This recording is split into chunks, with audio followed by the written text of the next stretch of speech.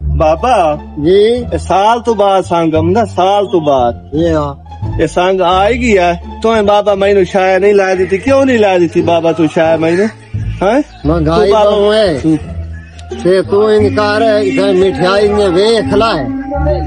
अगा लगे वैसा महंगाई बड़ी है पता नहीं के रेट लाई खलन ए हालात नहीं चंगा बाबा तू ए महीना तू ओ वरिया मैनू काशा नहीं दी मैनू काशा नहीं दी और मुश्ताक नु काशा नहीं दी रोजाना ड्रामा बनाई खलोता बाबा तू ये गलत काम है तो क्यों नहीं चल चल चल तेन लाए देना मिठाई मैनू लाया दे मेरी मर्जी दी शाय होवे मेरी मर्जी दी यार। अच्छा रो नहीं अस्सलाम वालेकुम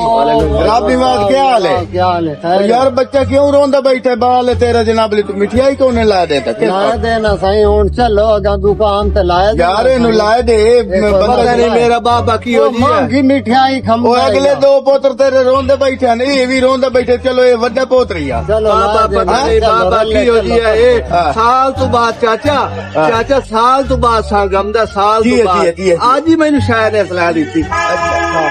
समझा मैं ना मेरा पोत्र मेरा बीरा छोटा बच्चा है रब निवाज चलो ला दे सो मिठाई ला दे चाय ला दे चल भाई वांदे पये रावे उत्ते दरिया मुसल्ला हर चीज दा मालिक सोना आप अल्लाह अल्लाह मिठाई ये दुकान है चलो ना आ गई दुकान भैया मिठाई ला अच्छा जी बाबा चंगी शाय लाए थे। अच्छा ये सही हेलो दुकानदार साहब 1000 रुपए का किलो 800 रुपए का किलो 1200 रुपए किलो अपनी अपनी वैरायटी है जिਵੇਂ जिਵੇਂ लवनी है जल्दी करो सांगे रश बहुत है रश बहुत है जल्दी करो। अच्छा हाली क्या लमनी है मिठाई लमनी है पोत्र मेरा रोंदा फल है। अच्छा तो चुप करवा मिठाई दे ना देवा नहीं ये ना दे देवा पहली दे पहली दे देवा पहली और पहली पहली अच्छा वो दे ओ